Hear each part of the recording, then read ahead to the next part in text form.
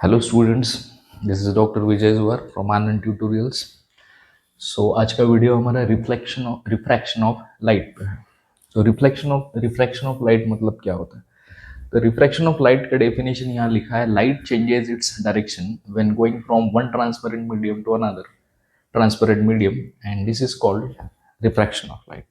So refraction of light का कहना इनका ये है कि अगर लाइट एक ट्रांसपेरेंट मीडियम से दूसरे ट्रांसपेरेंट मीडियम में जाता है तो उसको रिफ्रैक्शन ऑफ लाइट कहा जाता है। तो अब ये थोड़ा सा मैं एक्सप्लेन करता हूँ आपको कि ट्रांसपेरेंट मीडियम मतलब क्या। अब जैसा एयर भी एक मीडियम है, तो एयर में से हम जब भी कोई चीज़ को देखते हैं तो अभी हमारा जो भी देखना रहता है वो सब एयर मीडियम में से ही रहता है। तो ये एक ट्रांसपेरेंट मीडियम है, इसीलिए हम उसमें से देख सकते हैं।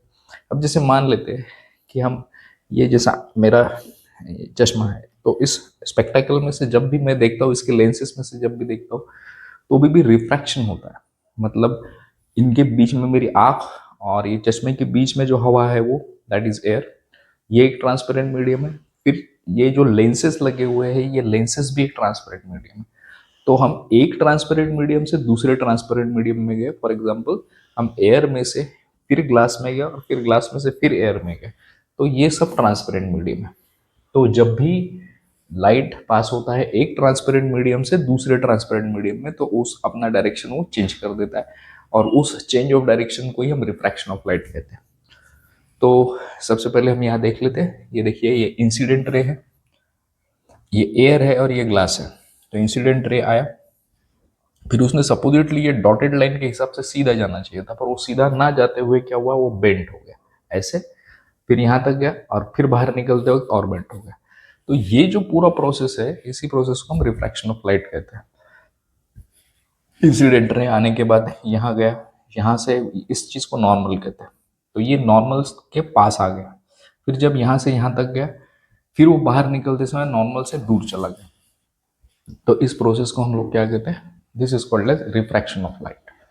सो रिफ्रैक्शन ऑफ लाइट में डायरेक्शन लाइट का चेंज होता है। ऐसा सीधा वो जाना चाहिए था लाइट, पर वो सीधा ना जाते हुए यहाँ से गया, फिर इधर मुड़ा, फिर यहाँ तक गया और फिर यहाँ से बाहर निकलते वक्त और बाहर की ओर मुड़ा। सो this is called refraction of light. This is so simple. अब ये रिफ्रैक्शन ऑफ लाइट के डे टू डे एग्जाम्पल्स क्या है? आप सभी लोगों ने कभी तो भी ये देखा ही होगा, स्विमिंग टैंक।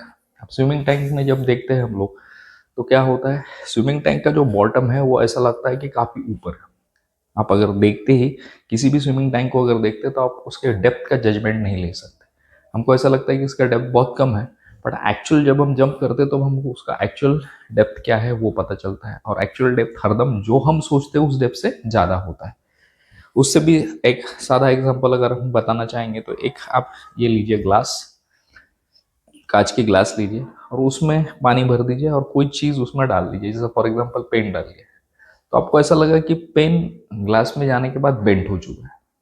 तो वो एक्चुअली बेंड होता है क्या? पेन नहीं होता है। जब आप निकालते हो तो स्ट्रेट ही दिखता है, पर जब भी आप डालते हो उसमें पेन, तो ऐसा लगता है कि थोड़ा सा बेंड हो गया। और वही चीज़ है कि वो रिफ्रैक्शन ऑफ लाइट कहलाती है।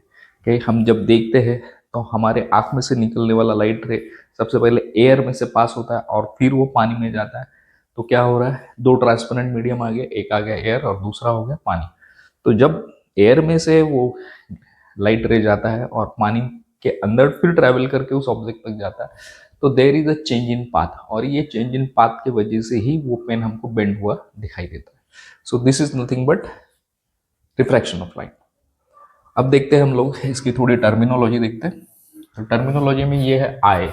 आई is nothing but angle of incidence. R का मतलब होता है एंगल ऑफ रिफ्रैक्शन और ई मतलब होता है angle of emergence. Angle of emergence मतलब कितने एंगल से वो बाहर निकला हुआ। ये तो अंदर आया, ये रिफ्रैक्ट हुआ और ये बाहर निकला, तो बाहर निकलने का जो भी एंगल रहेगा उसको हम एंगल ऑफ रिफ्रैक्शन इमर्जेंस कहेंगे। अब लॉज ऑफ रिफ्रैक्शन क्या है? Incident ray, refracted ray, incident ray and refracted ray are on the opposite side of the normal. अभी आप देखिए, ये नॉर्मल जो मैंने निकाला है यहाँ पे, दिस इज एन, ये नॉर्मल के दो अपोजिट डायरेक्शन में, इंसिडेंट रे इधर है तो इसका अपोजिट डायरेक्शन में आपका रिफ्रैक्टेड रे है।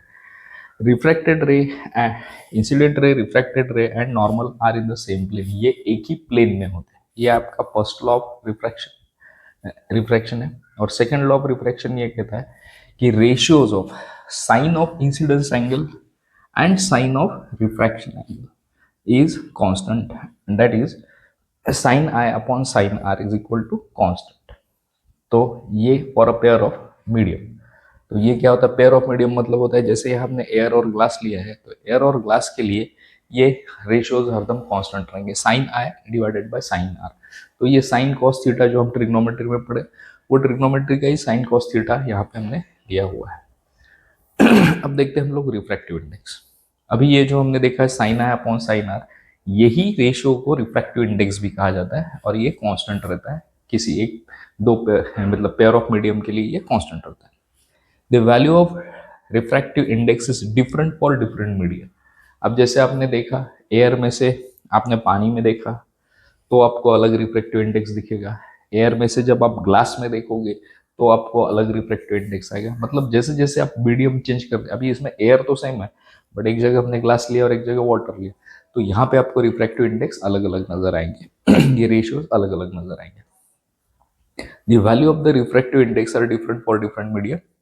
Refractive index is different for different color for same media. अब जैसे फॉर एग्जांपल आपने जैसे आप एयर एंड वाटर ये मीडिया ले लिया, एयर में से देखा और फिर वाटर में कोई ऑब्जेक्ट देखा, तो ये क्या होता है कि एक कलर के लिए एक कलर ऑफ लाइट जैसे रिफ्रैक्ट होता है, बट दूसरा अगर हमने लाइट का कलर चेंज कर दिया तो कलर अगर चेंज हो जाता है लाइट का तो उसमें भी रिफ्रैक्टिव इंडेक्स अलग अलग होते हैं।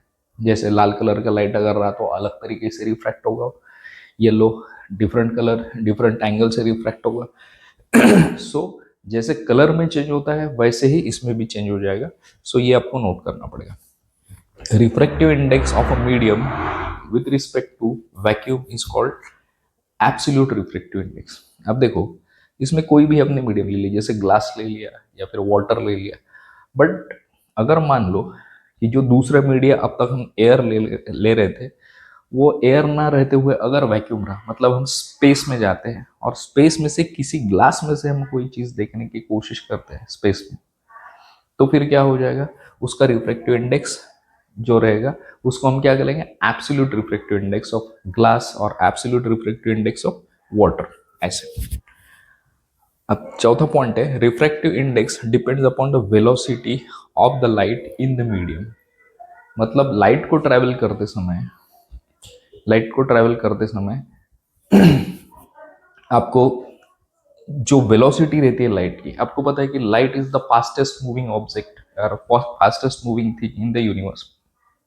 Okay, so refractive index depends on the velocity of the light in the medium. इसका मतलब ये होता है कि जब भी आपको पता है कि light is the fastest moving thing in the entire universe, जितनी स्पीड लाइट की होती है उससे ज़्यादा स्पीड किसी भी और चीज़ की नहीं होती, बट लाइट का भी वेलोसिटी जो है वो वेरी करता है मीडियम टू मीडियम।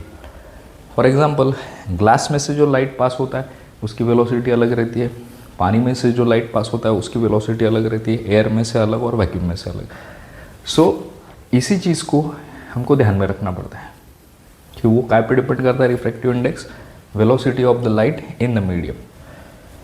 अब देखो रिफ्रैक्टिव इंडेक्स क्या कह सकते हैं, 1 and 2 ऐसा लिखा है, velocity of light in medium 1 that is v1 और velocity of light divided by velocity of the light in medium 2 that is v2।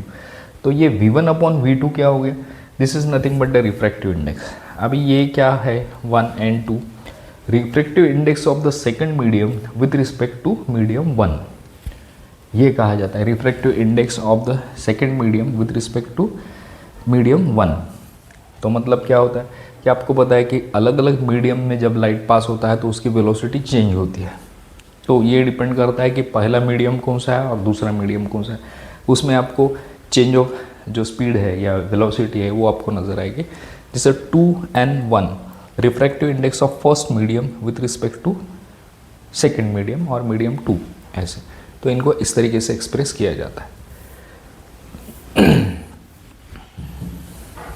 अभी देखते हैं हम लोग आगे का पार्ट इसका।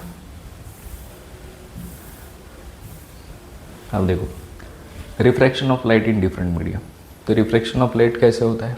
अब देखो ये हमने एक मीडिया लिया है जो ये रेक्टेंगल यूज़ किया है, ये रेक्टेंगल एक डेंसर मीडिया कंसिडर करते हैं हम लोग, और बाकी का जो है वो रेयरर मीडियम कंसिडर करते हैं। When the light passes from rarer medium to denser medium, मतलब कहाँ, रेयरर मीडियम से आया और डेंसर मीडियम में गया, तो क्या होगा, the light ray bends toward the normal. ये जो नॉर्मल है, नॉर्मल के पास लाइट का रे आ गया, आप देख सकते हो डायग्राम पे से।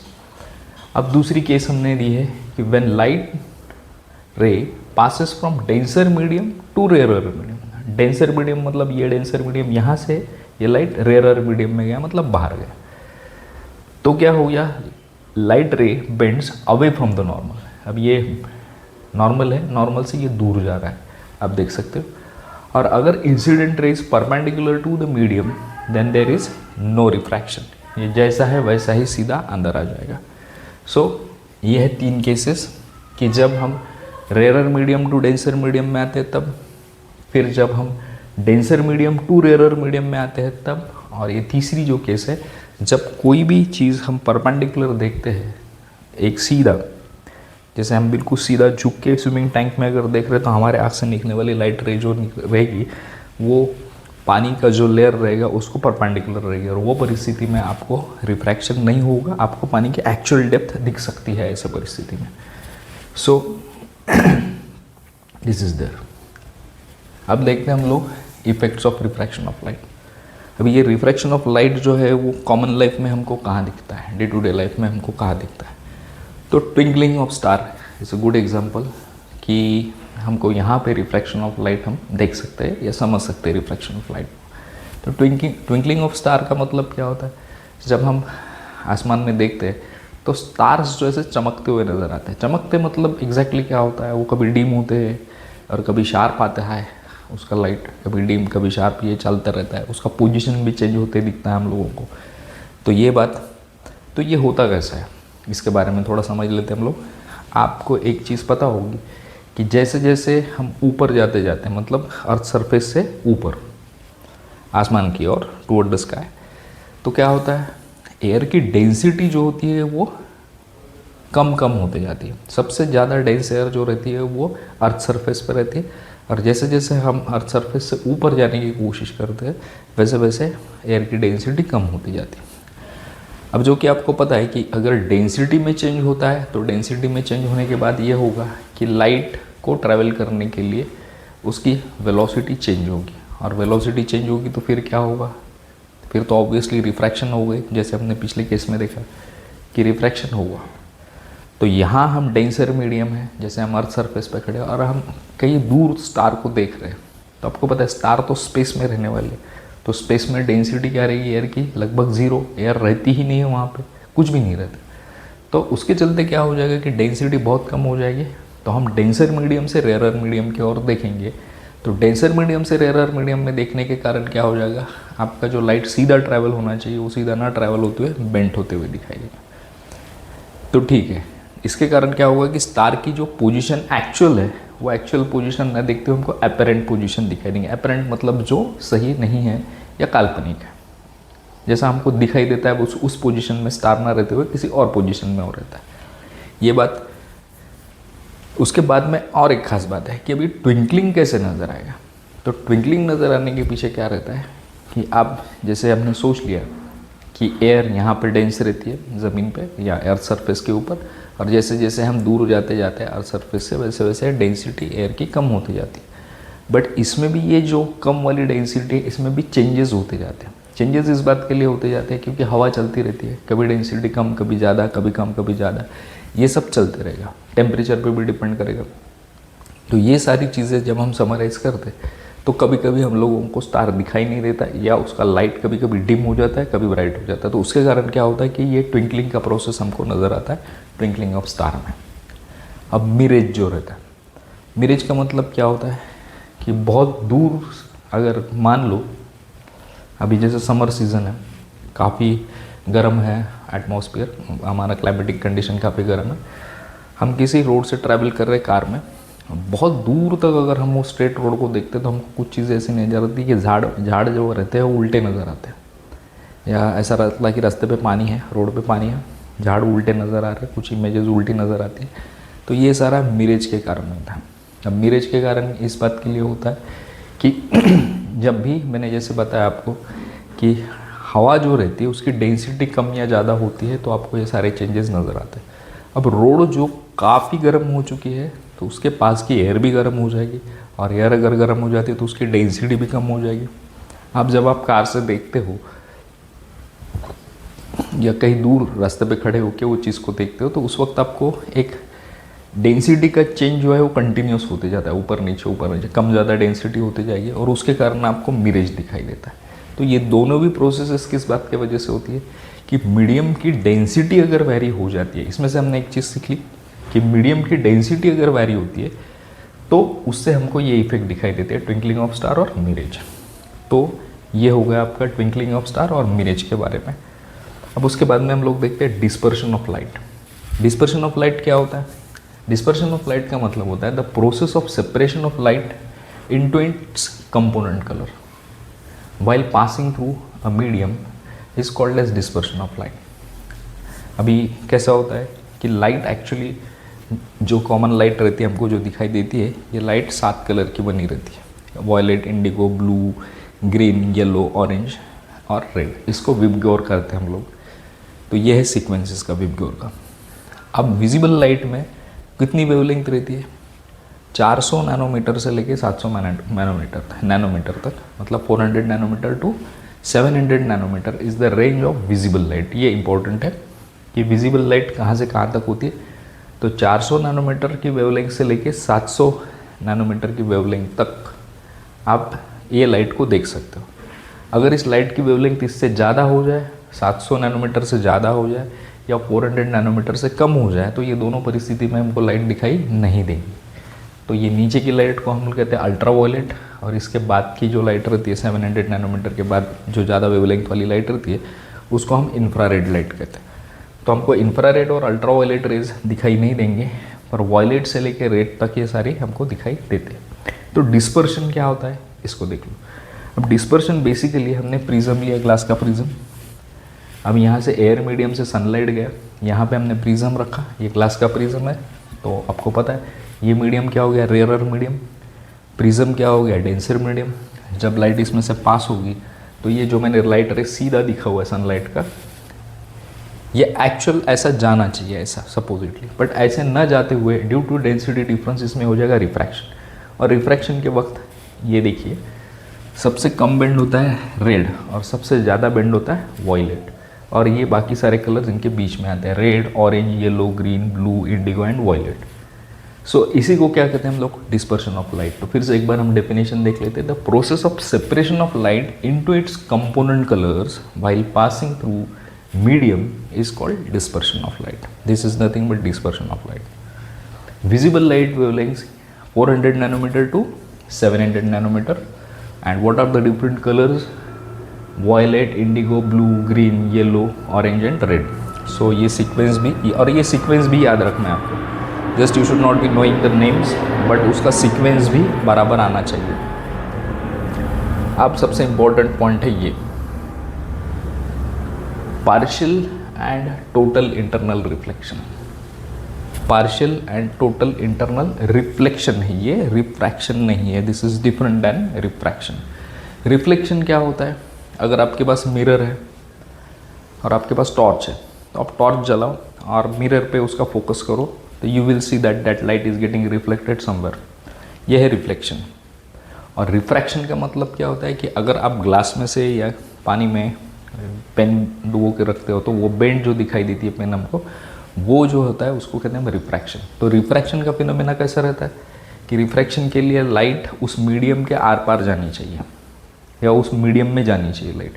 पर जब हम मिरर में कोई लाइट फोकस करते हैं और वो रिफ्रैक्ट होता है तो मिरर के अंदर लाइट जाती नहीं, मिरर के ऊपरी सरफेस से ही वो वापस आ जाती है, और जो ऊपरी सरफेस से वापस आ जाती है उसी को कहा जाता है मतलब reflection. That process is reflection. तो देखो, when the light enters a rarer medium from a denser medium, light enters rarer medium from denser medium, it gets reflected partially and that part of the light gets reflected partially and when the light enters the rarer medium from the denser medium, it gets reflected partially. That is, the part of the light is reflected and come back to the denser medium is called as partial reflection. अब देखिए ये diagram देखिए, यहाँ पे light source है. Light source कहाँ पे लगा हुआ है? वाटर में. तो वाटर में लगा हुआ लाइट सोर्स का मतलब क्या होता है? ये डेंसर मीडियम के अंदर से लाइट जा रही है और ये कहाँ जा रही है? रेयरर मीडियम में, मतलब एयर में जा रही है. तो अब देखिए ये जब हमने परपेंडिकुलर लिया तो ये सीधा रे निकला, इसमें कोई रिफ्रैक्शन हुआ नहीं है. पर जब हमने एंगल थोड़ा चेंज किया तो एंगल थोड़ा चेंज करते ही हमको ये बात नज़र आई कि यहाँ पे रिफ्रैक्शन हमको दिखाई दे रहा है. अब यहाँ से लाइट जाएंगी, इस सरफेस तक जाएगी और यहाँ से ऐसे जाएगी, ये रिफ्रैक्टेड रे होगा. पर इसी में का कुछ पार्ट जो है वो रिफ्लेक्ट बैक भी होगा. आप अगर स्विमिंग करते होंगे और स्विमिंग टैंक में आपने देखा होगा कभी कि लाइट अगर स्विमिंग टैंक के बॉटम में लगी हुई है और आप स्विमिंग करते हो तो आप ऊपर की ओर देखें तो वो लाइट रिफ्लेक्ट होती हुई नीचे नज़र आपको आती है. तो यही होता है पार्शियल रिफ्लेक्शन. यहाँ से अब जाएगा लाइट, ये थोड़ा रिफ्लेक्ट, कुछ पार्ट रिफ्रैक्ट भी होगा और कुछ पार्ट रिफ्लेक्ट भी होगा. तो ये रिफ्रैक्टेड पार्ट ऐसा है और ये रिफ्लेक्टेड पार्ट ऐसा है. अब इसमें एक खास बात ये होती है कि ये हो गया, पहले ही तो नॉर्मल प्रोसेस हो गया, पर जैसे आपने ये एंगल ऑफ इंसिडेंस को और बढ़ा दिया, अभी देखो I1 और ये I1 डैश है, तो क्या हो गया? ये और बढ़ गया, रिफ्रैक्शन का भी एंगल बढ़ गया इसके साथ और ये रिफ्लेक्ट भी हो गया. जैसे आप थोड़ा थोड़ा बढ़ाते जाएंगे लाइट, तो एक कंडीशन, एक वक्त ऐसा आएगा कि ये यहाँ पे मैंने IC लिखा हुआ है. IC का मतलब क्या होता है? Critical angle. और ये एंगल ऐसा होता है कि अगर अभी देखो ये लाइट ऐसे जा रहा है पर रिफ्रैक्ट होते हुए आपको कोई नज़र नहीं आ रहा लाइट, पर अगर आप गौर से देखोगे तो ये लाइट ऐसे रिफ्रैक्ट हुआ है. ये एंगल बना है रिफ्रैक्शन का कितना? 90 डिग्रीज़ का. तो इस इंसिडेंट एंगल को हम लोग कहते हैं क्रिटिकल एंगल. क्रिटिकल एंगल मतलब क्या? ऐसा इंसिडेंस एंगल जिस वक्त आपका रिफ्रैक्टेड रे कितने, रिफ्रैक्टेड एंगल कितने का होगा? 90 डिग्रीज़ का हो जाएगा. मतलब यहाँ से ऐसे गया और रिफ्रैक्ट हो गया ऐसे, तो वो रिफ्रैक्ट कैसे होगा? Parallel to the surface of the denser medium, और ये आ जाता एंगल 90 डिग्रीज़ का. इसी को हम लोग क्या कहते हैं? Critical angle of incidence. अब ये क्रिटिकल एंगल ऑफ इंसिडेंस का मतलब क्या होता है वो देख लो. अगर आपका क्रिटिकल एंगल ऑफ इंसिडेंस आपने क्रॉस कर दिया और उससे भी ज़्यादा एंगल ऑफ इंसिडेंस बढ़ा दिया आपने, अब क्या होगा? अब रिफ्रैक्शन होगा ही नहीं लाइट का. अब क्या होगा? यहाँ से जो लाइट जाएगी और वो पूरी की पूरी लाइट रिफ्लेक्ट हो जाएगी. पहले क्या होता था? यहाँ से लाइट ऐसे जाती थी, कुछ रिफ्रैक्ट होती थी और कुछ रिफ्लेक्ट हो जाती थी. मतलब some part of the light is getting refracted and some part is getting reflected. But when your angle of incidence is greater than critical angle of incidence, in that process आपकी जो भी light यहाँ पे जाएगी वो पूरी की पूरी रिफ्लेक्ट डाउन हो जाएगी, और ये इसको कहेंगे हम लोग टोटल रिफ्लेक्शन. ये जो हिस्सा था वो क्या था? पार्शियल रिफ्लेक्शन का, जिसमें रिफ्रैक्शन भी होता था और रिफ्लेक्शन भी होता था. बट अब क्या होगा? अब सिर्फ और सिर्फ रिफ्रैक्शन ही होगा और रिफ्लेक्शन ज़ीरो हो जाएगा. तो उसको हम क्या कहेंगे? Total reflection. Total reflection. ठीक है. So this is how total reflection will takes place. So ये हो गया. अब सबसे ज़्यादा इंटरेस्टिंग पार्ट हमारा है रेनबो.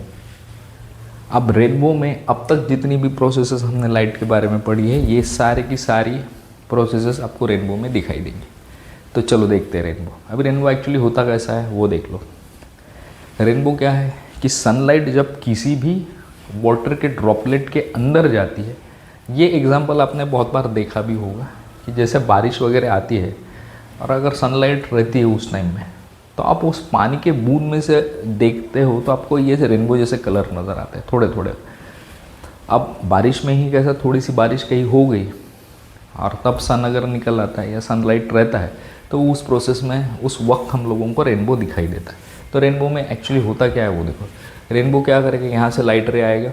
लाइट रे अभी ये कैसा है? This is water droplet. ये मतलब क्या है? वाटर. ये मीडियम कौन सा है? Rare medium. जहाँ से लाइट रे आ रहा है वो कहाँ एंटर कर रहा है? डेंसर मीडियम के अंदर एंटर कर रहा है. और डेंसर मीडियम के अंदर ये एंटर किया तो क्या हो जाएगा? उसका रिफ्रैक्शन हो जाएगा. ये हो गया यहाँ से रिफ्रैक्टेड रेस का. अब ये अलग अलग लाइट के अलग अलग कंपोनेंट आपको दिखाई देंगे. अभी ये जैसा लाइट है, लाइट कैसा है? अभी हम थोड़ी देर एक चीज़ पढ़े कि लाइट में डिस्पर्शन ऑफ लाइट भी होता है. अब देखो ये लाइट यहाँ से अंदर आया अंदर आने के बाद ये कौन सा हो गया, this is your denser medium, this is denser medium. ये मीडियम कौन सा बाहर का, this is all rarer medium, ठीक है, ये रेयरर मीडियम है, ये डेंसर मीडियम है। अब इसमें जैसे लाइट गया तो इसमें हमने जो चीज़ अभी थोड़ी देर पहले देखी कि ये डिस्पर्शन ऑफ लाइट हो जाएगा। डिस्पर्शन ऑफ लाइट में क्या हो जाएगा कि ये लाइट पूरे 7 कलर में डिस्पर्स हो जाएगा। अब 7 कलर में डिस्पर्स होने के बाद क्या हो जाएगा, ये लाइट इस बाउंड्री पे फॉल हो जाएगा। ये कौन सा वाटर का ड्रॉपलेट है, ये यहाँ से एंटर हुआ, यहाँ तक लाइट गया और यहाँ से रिफ्लेक्ट बैक हो गया। तो रिफ्लेक्ट बैक हो गया मतलब क्या हो गया, ये जो है यहाँ पे क्या हो गया, रिफ्रैक्शन। और इसके साथ में हम क्या बोलेंगे, एंड डिस्पर्शन भी हुआ। अभी मैं थोड़ा सा डिटेल बताता हूँ आपको। Dispersion, this is dispersion, dispersion भी हो गया।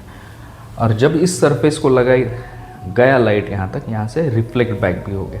तो ये क्या हो गया, ये रिफ्लेक्शन भी नज़र आ गया हम लोगों को।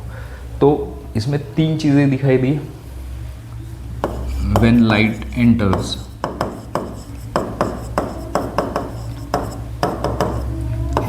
इन the water droplet,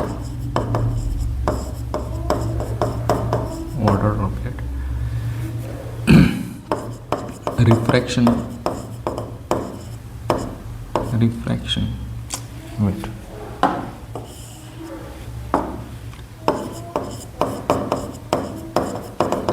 refraction and dispersion of light takes place.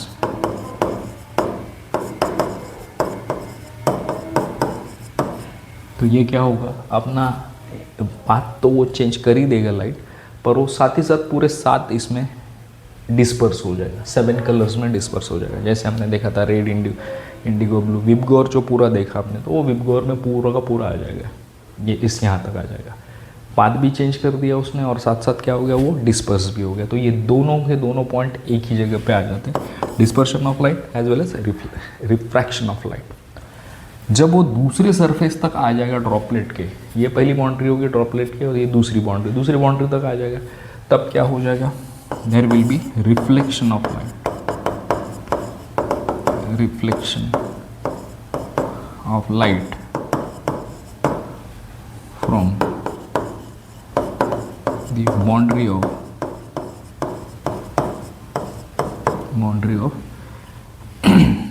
Water droplet. ये हो जाएगा वाटर ड्रॉपलेट की बाउंड्री से रिफ्लेक्शन। और तीसरा जो पॉइंट होगा, वो थर्ड पॉइंट ये होगा कि जब इस डेंसर मीडियम से फिर से लाइट रेयरर मीडियम में जाएगा तो क्या हो जाएगा, ये फिर से रिफ्रैक्ट होगा, refraction of light when it comes out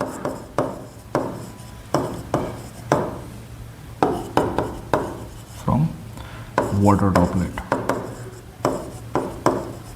droplet से जब वो बाहर आ जाएगा तब उसका क्या हो जाएगा, रिफ्रैक्शन ऑफ लाइट। तो इसमें 3 प्रोसेसेस हमने देखी। पहली बार क्या हुआ, रिफ्रैक्शन और डिस्पर्शन हो गया। रिफ्रैक्शन के कारण उसने अपना पाथ चेंज कर दिया और डिस्पर्शन के कारण क्या हो गया, हमको वो 7 कलर जो है विबग्योर के, उसमें ये डिस्पर्स हो गया, जैसे हमने प्रिज्म के केस में देखा था वैसे। फिर वो सारा का सारा लाइट यहाँ से निकल के वाटर ड्रॉपलेट की दूसरी बाउंड्री तक जाएगा यहाँ तक, और वहाँ से वो रिफ्लेक्ट हो जाएगा। जब रिफ्लेक्ट हो जाएगा तो रिफ्लेक्शन आपको नज़र आएगा, और फिर क्या हो जाएगा, यहाँ से जब वो वापस आके बाहर निकलेगा वाटर ड्रॉपलेट के, तब हम लोगों को क्या दिखाई देगा, फिर से रिफ्रैक्शन दिखाई देगा। पर यहाँ पे एक ही लाइट गया था, पर बाहर आते वक्त पूरे 7 कलर के लाइट बाहर आएंगे, जिसको क्या कहते हैं हम, spectrum of light, which is ranging from red light to violet light, या फिर उसको हम क्या कहेंगे, विबग्योर। तो ये पूरा का पूरा हमको रेनबो के तौर पे दिखाई देता है। तो ये जब भी होता है तो ये एक बात आप नोट कर सकते हो कि जो भी सन का डायरेक्शन रहेगा, सन जहाँ पे होगा उसके एग्जैक्टली अपोजिट साइड में आप लोगों को रेनबो दिखाई देता है। तो सन का रे आएगा, यहाँ सन है तो यहाँ आपको उसके अपोजिट डायरेक्शन में उसका रेनबो दिखाई देगा। सो this is how the rainbow form in the sky. due to presence of water droplets and refraction, dispersion and reflection of the light. So this is all about today's chapter. I hope you'll understand everything. If there is any kind of a query तो आप वो मुझे comment box में दे सकते हो। और इसी के साथ ये ख़त्म होता है। Please like, subscribe and share this video. Thank you.